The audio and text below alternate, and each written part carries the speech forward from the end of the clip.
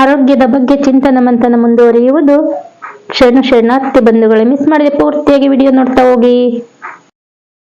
ಗಾಳಿ ಬಂದಾಗ ತೂರಿಕೋ, ಹಂಗೆ ನಾವು ಪ್ರತಿಯೊಂದ್ರಿಂದನೂ ಒಂದೊಂದನ್ನ ಕಲಿಬೇಕು. ಇದು ಆಕಾಶ. ಆಕಾಶ ಎಲ್ಲಿದೆ? ಎಷ್ಟಿದ್ರಲ್ಲಿದೆ ಎಲ್ಲಕ್ಕಿಂತ? ಆಕಾಶ ಮೇಲಿದೆ ಅಂತೀವಿ, ಆದ್ರೆ ಬಯಲು ಹೋದಂಗ ಅದು ಹೋಗ್ತಾನೆ ಇರ್ತದೆ, ಯಾರಿಗೂ ಸಿಗೋದಿಲ್ಲ. ಇದು ಬೇರೆ ಯಾವುದಕ್ಕೂ ಉಪಯೋಗ ಇಲ್ಲ, ಎಲ್ಲದಕ್ಕೂ ಸಹಕಾರ ಕೊಡ್ತದೆ. ಇದೊಂದ್ರಿಂದ ಏನಾರ ಮಾಡಕ್ ಆಗ್ತದ? ಸಪೋರ್ಟ್ ಎಲ್ಲಕ್ಕೂ. ಇದು ಹಿಂಗ್ ಮಾಡ್ಕೊಂಡು ಊಟ ಮಾಡ್ತಾರ, ಬೇಕಿದ್ರೆ ಇದು ಹಿಂಗ್ ಮಾಡ್ಕೊಂಡು ಊಟ ಮಾಡ್ತಾರ. ಇದು ಹಿಂಗ್ ಮಾಡ್ಕೊಂಡು ಊಟ ಮಾಡಿ ನೋಡೋಣ, ಪೆನ್ ಹಿಡ್ಕೊಳ್ಳಿ ಹಿಂಗ್ ನೋಡೋಣ. ಯಾವುದಕ್ಕೆ ಅವಕಾಶ ಮಾಡಿ ಕೊಟ್ಟಿದೆಯೋ ಅದು ಆಕಾಶ. 3 ಆಕಾಶಗಳಿದೆ: ಆಕಾಶ, ಮಠಾಕಾಶ, ಘಟಾಕಾಶ.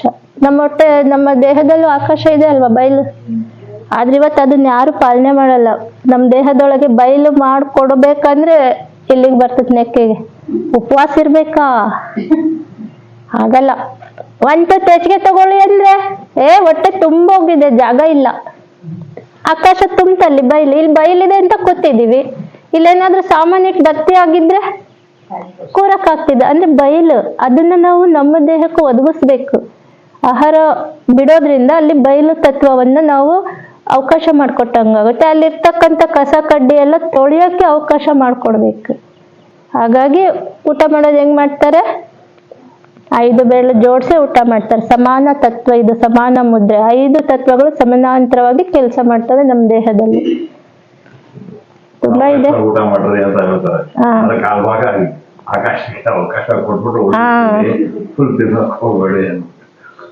ನೀರಿನ ಚೀಲ, ಆಹಾರದ ಚೀಲ, ಗಾಳಿ ಚೀಲ ಇರ್ತದೆ.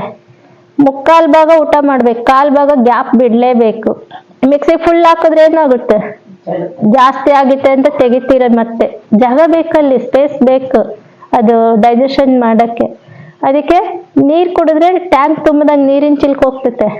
ಆಹಾರದ ಜೊತೆ ನೀರ್ ಕುಡಿಬಾರ್ದು, ಆಹಾರನೇ ನೀರ್ ತರ ತಿನ್ಬೇಕು, ಕುಡಿಬೇಕು. ಘನಾಹಾರ ಕುಡಿಬೇಕು, ದ್ರವ ಆಹಾರ ತಿನ್ಬೇಕು.